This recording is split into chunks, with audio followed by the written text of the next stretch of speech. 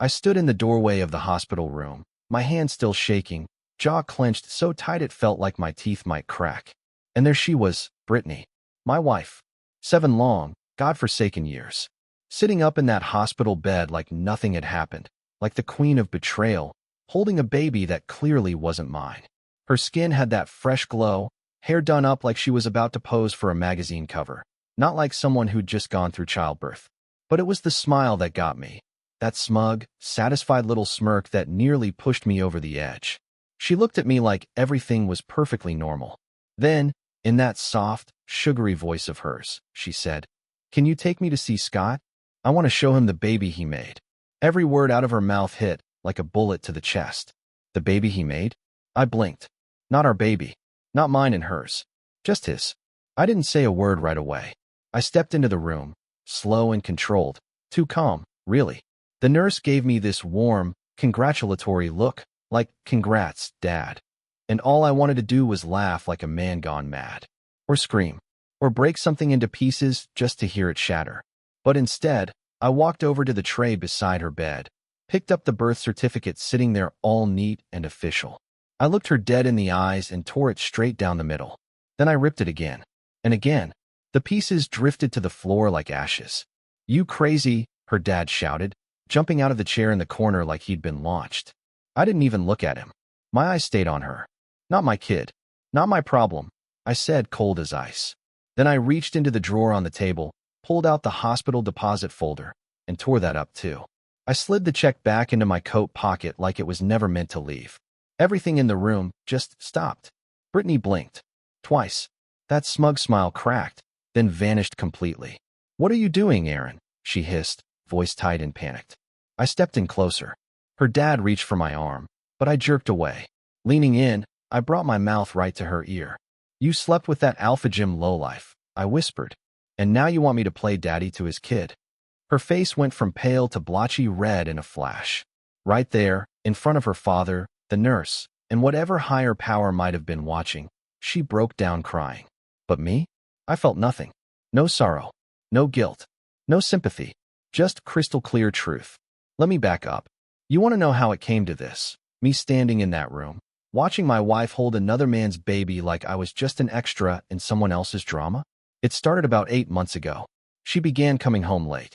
I mean late, after midnight. Sometimes even 2 a.m. And always with some story. The club went long. Janet was falling apart. The girls had mocktails. And like a fool, I believed her. I was working long hours, busting my ass to build something for us. Figured she needed room to breathe. Yeah, dumb move. Then the new makeup started. Lingerie I'd never seen before.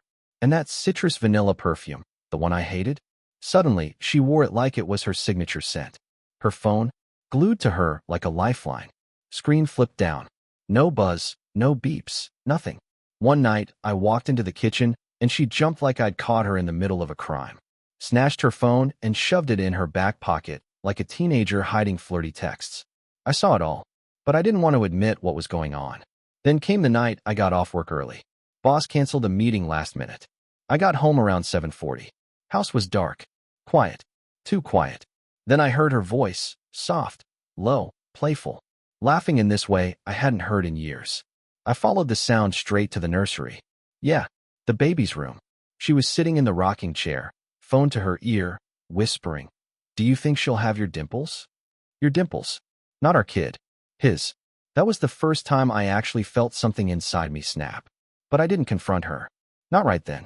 I walked out to the car and just sat there for over an hour, gripping the wheel so hard my palms bled. When I finally came back inside, I pretended I had just gotten home from work. She greeted me with that same smile, those same lips that had kissed somebody else just hours earlier. I should have walked away then, but I didn't. I waited. Waited for the baby to arrive. Waited to see if she'd come clean. She never did. Not until today, in that hospital room, asking me to go fetch the real father like I was some damn Uber driver. And when I told her no, her father lunged at me like some crazed animal. "You son of a," he barked. I shoved him off me with one hand. I still locked on Brittany. "You wanted to play queen," I said quietly. "Go ahead. But you're not wearing my crown." The nurse yelled for security. Brittany clutched the baby tighter, crying now like she could hide behind that child. But the truth was out there now, and I wasn't going to unsee it. I walked out of that hospital room without even glancing back. But that wasn't the end. Hell, it was barely the beginning. What came next? That's the part no one could have predicted. Because I wasn't finished, not by a damn mile. I didn't go home that night. Couldn't bring myself to. Instead, I just drove, aimlessly, for hours. No destination. Just miles in silence. Somewhere around 2 a.m., I pulled into a dingy 24-hour diner. Ordered a black coffee, but never touched it.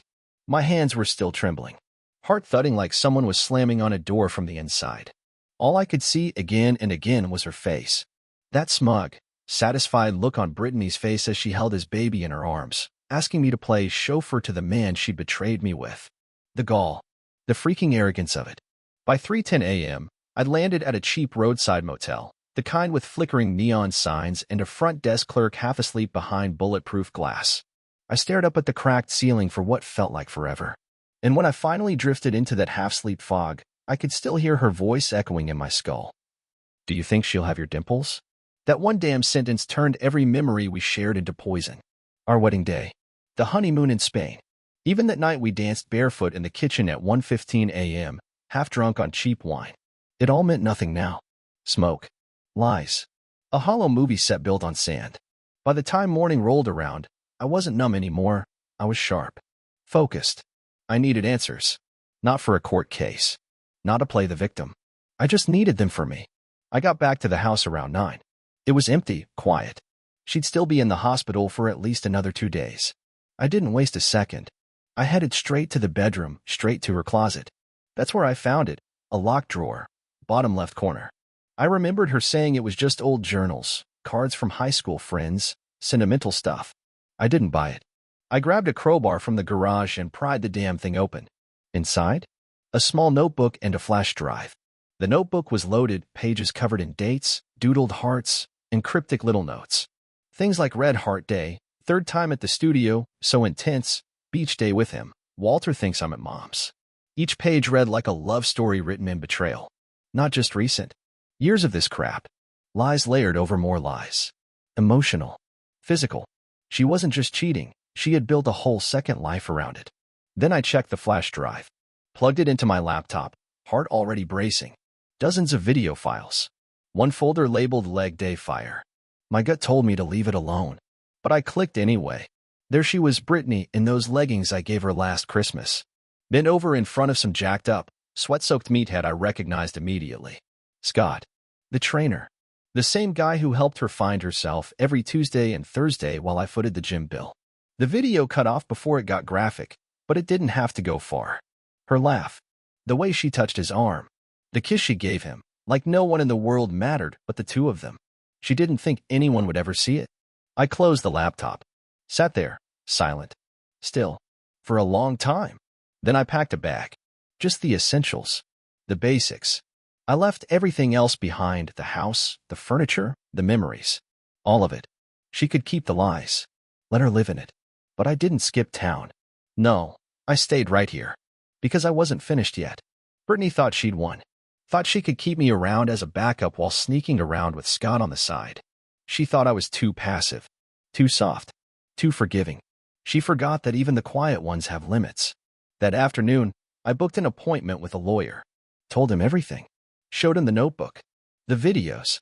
The shredded birth certificate. You're not raising that kid, he said matter-of-factly. And with this evidence, you'll protect what's yours. Good, I told him. That was the first time in weeks I felt even a flicker of relief. But I wasn't just chasing peace, I was chasing the truth. And I was going to serve it cold. Brittany had no idea what was waiting for her. By the time she was discharged, I was ready with divorce papers, custody waivers, and a smile that could frost glass. She wasn't expecting it. But Scott? Oh, he'd see me coming.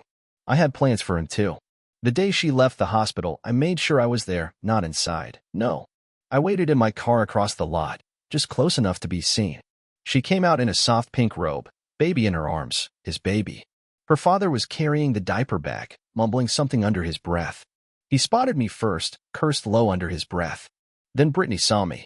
She froze, like she'd seen a ghost from a life she thought she'd buried. She looked down at the baby, then back at me. I rolled down the window and gave a little wave. She started walking toward me, slow, cautious, like I might vanish if she moved too fast. I stepped out of the car, papers in hand.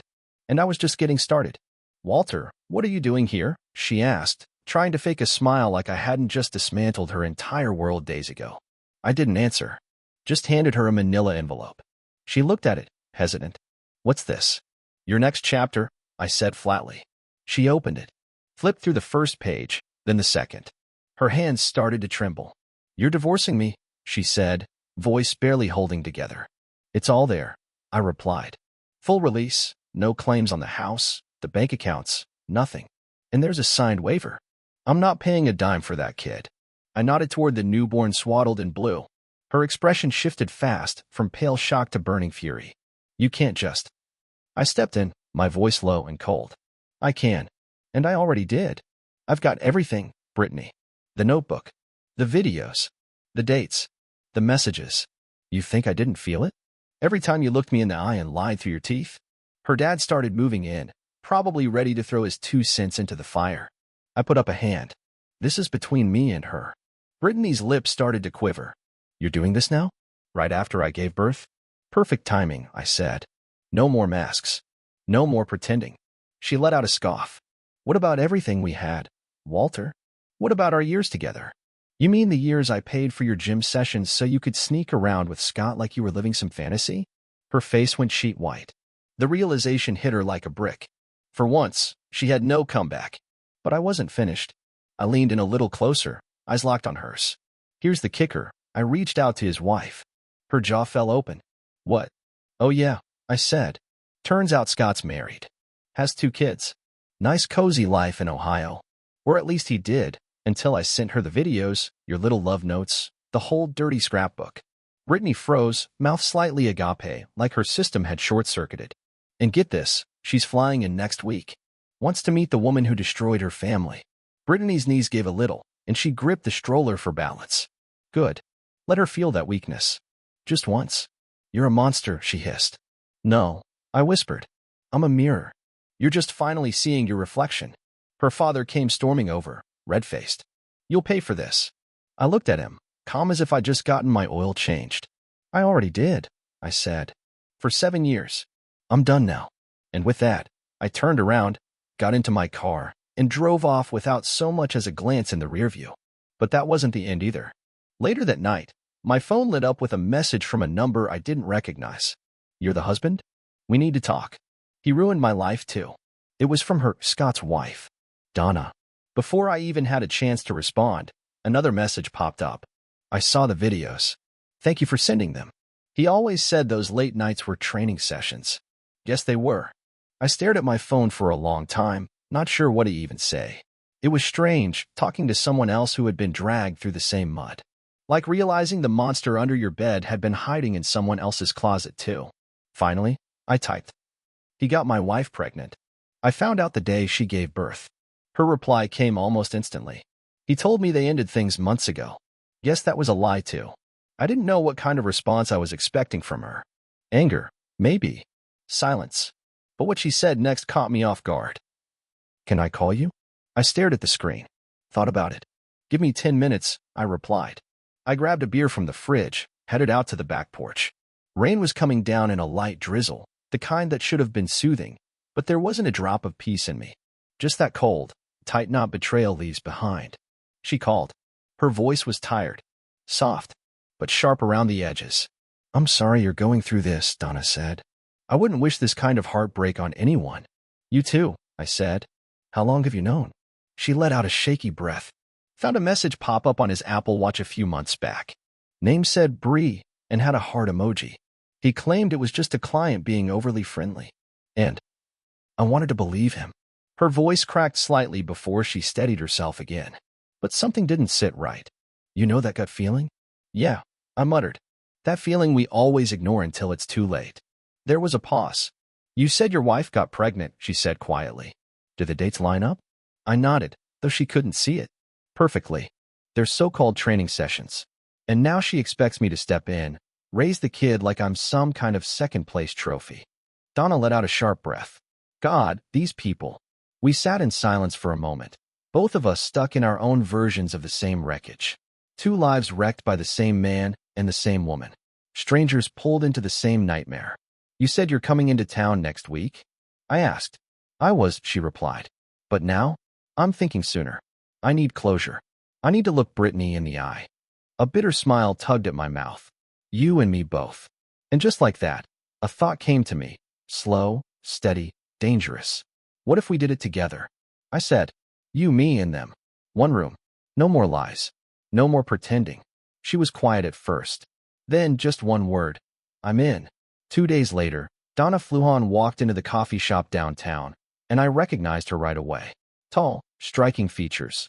But her eyes, man, they looked like they'd lived through years of pain in just a few months. We sat across from each other like detectives trading evidence. She begged me not to tell anyone, Donna said as she stirred her coffee. Said she loved him. Said they had a connection. Like I was just some obstacle in the way of her fairy tale. I clenched my jaw. Brittany told me the same damn thing. Said she felt alive with him, like everything we built meant nothing. Donna leaned forward, her eyes burning.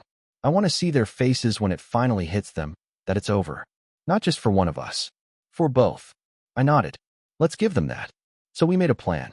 Brittany thought I wanted to talk things out at that fancy Italian place she loved. Scott thought Donna had forgiven him and wanted a quiet, private dinner. We rented the back room. When they walked in, smiling, hand in hand, like two stars in a romance film, they saw us. Me and Donna, already sitting there, side by side. We didn't say a word, just watched as their faces started to crack. Scott's arm slid off Brittany's waist. Brittany stumbled back a step, like she'd just seen a ghost. Then Donna stood up, voice calm but shaking slightly. So, who wants to go first? Dead silence. Brittany's face twisted into something I didn't even recognize. Panic. Raw fear. She looked at me, then at Donna, then turned to Scott. You told me she moved out, Brittany hissed at him. Scott's mouth opened, but nothing came out. He looked like a man who just realized the rope he was clinging to was actually wrapped around his neck.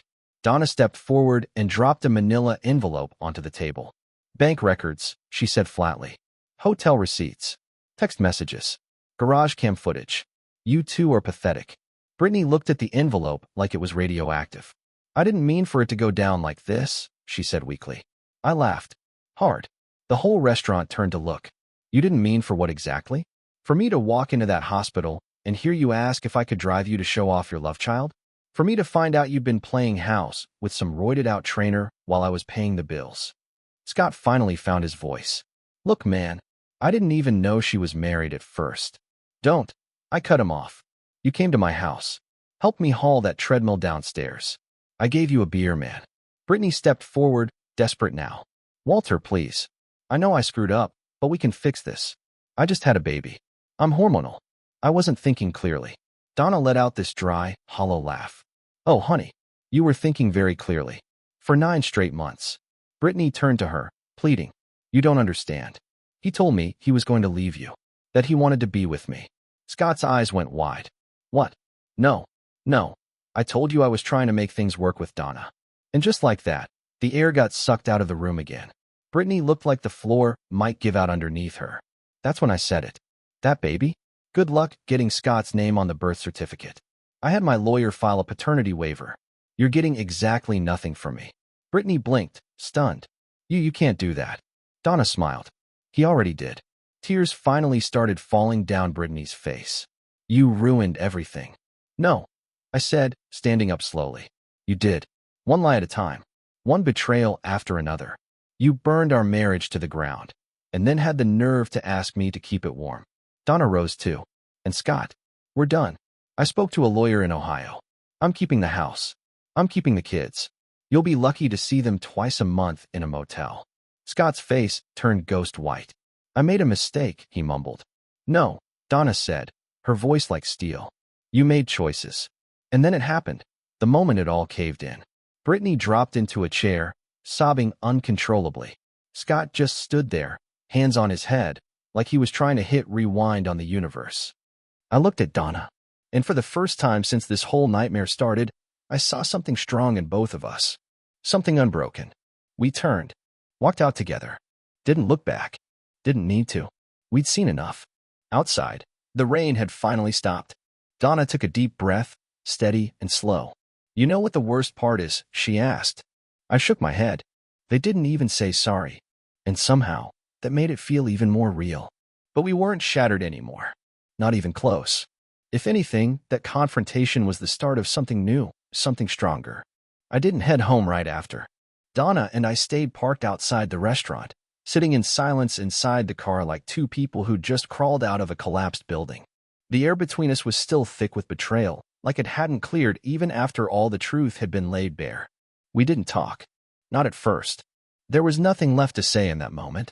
We were still catching our breath. I thought this would feel better, Donna finally said, eyes fixed on the blurry streetlights outside. Yeah, I said. Same here. We both let out a sound that might have passed for laughter if you weren't listening too closely. It was more like the sound you make when grief and relief crash into each other in your chest. Exhausted breath, clawing its way out of two people who'd had enough. She turned toward me. I'll be honest, I feel like I just lost a 10-year war I never knew I was even fighting. I nodded slowly. Feels like I was drafted onto the wrong damn side. That's the thing nobody really prepares you for when it comes to betrayal. It isn't just about the pain. It's the mental whiplash, the confusion, the way it makes you question everything. Every laugh, every "I love you." Every night you sat on the couch thinking life was all right when, really, you were already losing it. Brittany messaged me 7 times that night. First one, we need to talk. Second, I'm sorry. Third, a photo of the baby. The rest were a series of guilt trips and emotional traps. Little landmines of desperation disguised as sincerity. I didn't respond to a single one. Instead, I poured myself a whiskey, sat down on the couch, and started scrolling through the photos on my phone. Pictures of us on the beach. Her smiling with her coffee. Me making that dumb face she loved. All of it fake. Nothing more than snapshots from a life I thought I was living, while she was building her backup plan behind my back. Then the messages from our so-called mutual friends started popping in. Dude, what happened? Brittany says you flipped out at the hospital. Heard you, and some woman ambushed her and Scott at dinner. I didn't bother replying. People love to pick sides before they know anything. That's the dirty trick cheaters play. They don't just cheat on you. They cheat for attention. They turn themselves into the victim, work the crowd, cry on cue. I wasn't going to be part of her performance. The very next day, I got served a cease and desist letter from Scott's lawyer. Accused me of spreading defamatory material. I couldn't help but laugh. He was scared, trying to shut me up. So I picked up the phone, called my own lawyer. Can I respond to this? He smirked. Oh, we're not just responding. We're pushing back. And we did. Filed for emotional damages. Presented all the evidence, Brittany's lies, her smears, her twisted version of events. And I gave Donna full permission to use everything in her divorce case. 48 hours later, Scott's legal team folded. Donna called me, laughter in her voice this time, real laughter, not the kind that covers up pain. He's panicking, she said. Like, actually freaking out. Good, I said. He should be. Because I wasn't the same man anymore. The guy who used to believe in second chances and long talks over coffee? He was gone. Bled out somewhere between the hospital room and the back booth of that restaurant. I changed my number. Blocked Brittany from everything: texts, calls, socials, email. I froze our joint accounts. Cut off every tunnel she might crawl through to reel me back in. She didn't handle it well. She showed up at my front door one morning, red-eyed, baby in her arms. Walter, please, she begged. Just 5 minutes. Please. I stepped outside, closed the door behind me. I gave you 7 years, I said. And you used every minute to lie. She looked wrecked. Not from remorse. From fear. The fear of losing control. The fear of losing comfort. You don't understand, she said. Matt left. He said it's too much pressure. I blinked at her. So the guy who fathered your child doesn't want to raise it either? She said nothing. I leaned in, voice low and steady. Guess karma doesn't like to wait these days. She wiped her face and looked around, probably hoping someone would come save her. No one did. Not this time. You ruined my life, she whispered. No, I said, stepping back inside. You just finally have to live in it.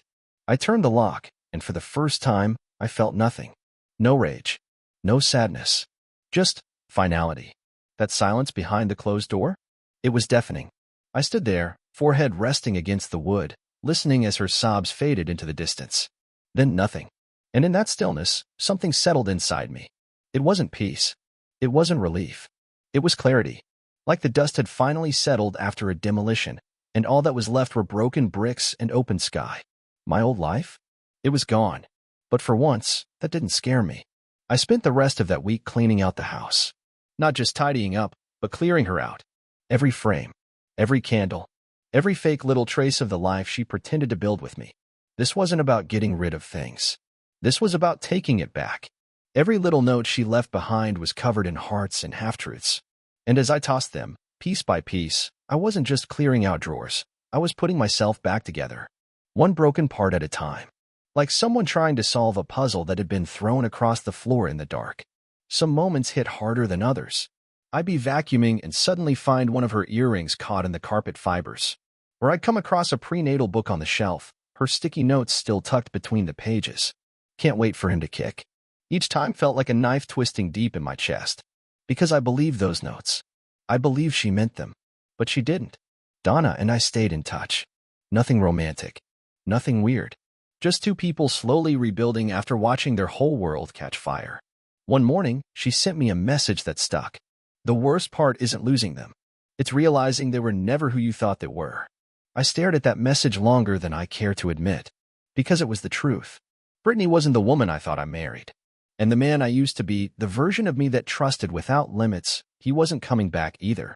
One night, I was sitting out on the back porch, drink in hand, watching the sun melt into the horizon. That's when I got a text I never expected. "Hey, it's Janet. I just found out what happened. I'm so sorry." Janet, Brittany's best friend. The one who always seemed a little too loyal, too wrapped up in her fairy tale version of Brittany. "She lied to everyone," Janet wrote. "Told us you walked out while she was pregnant. Said you demanded a paternity test just to hurt her. I feel sick." "She played all of us," I replied. "I was just another piece on her board." Janet asked me if I was okay. And you know what? I was. Not perfect. Not healed. But okay. I wasn't checking Brittany's social media anymore. I wasn't replaying that hospital moment every hour on a loop. I could get through an entire day without picturing Scott's smug face. I was breathing again. Then came the letter. Not a text. Not an email. A handwritten letter, 3 full pages, front and back, tucked into some floral envelope that smelled like the perfume she used to wear. Brittany. She wrote about how sorry she was. How she'd lost herself during the pregnancy. How Scott wasn't who she thought he was. How she wished she could go back and choose me instead. She ended with this. "Even if you can't forgive me, I want you to know, you were the best part of my life." I folded the letter neatly and tucked it into a drawer. I didn't write back. Because forgiveness doesn't always need a reply. Sometimes, the loudest kind of forgiveness is silence. And I had nothing left to say. 2 weeks later, I got a message from Donna. "Just sign the divorce papers." Did it right in front of him? He cried. I didn't. I smiled at my phone, proud as hell. "Freedom looks good on us," I typed back. And it did. Because for the first time in what felt like forever, I wasn't just surviving. I was starting over. It was a quiet Sunday morning when I finally walked back into the gym. That gym. The one where Brittany had first met Scott. The same place I unknowingly funded their little secret sessions while I worked overtime, breaking my back to build a future for us. I stood in the locker room for a minute, just staring at myself in the mirror. Something about my reflection looked different. Not the face, not really. Same lines. Same features. But the eyes. The eyes had seen more. Not war, not bullets. But something just as brutal, betrayal. The kind that doesn't leave scars on your skin but drains something out of your soul. And yet, I was still standing. I stepped into the weight room like a man returning to the scene of a crime, not for revenge, but for something quieter, reclamation. This place didn't own me. Their affair didn't get to steal my peace. That was mine to keep. I wasn't there to confront anyone. I just wanted my space back. But fate, with its twisted sense of humor, had other plans. Scott was there. Alone. No clipboard, no swagger. Just sweat-soaked sleeves and a hollow face that hadn't seen sleep in a while. He spotted me immediately. I figured he'd look away, pretend he didn't see me. But he didn't. He walked over, slow and unsure, like a man approaching a grave. "Walter," he said, voice low. "Look, I know nothing I say can I cut him off." "Good. Then don't say anything." He stopped, mouth slightly open. "I don't want an apology," I said, stepping closer. "I'm not looking for closure. I don't even want to hear your voice. I stared straight into him. I just want you to understand that I see you now.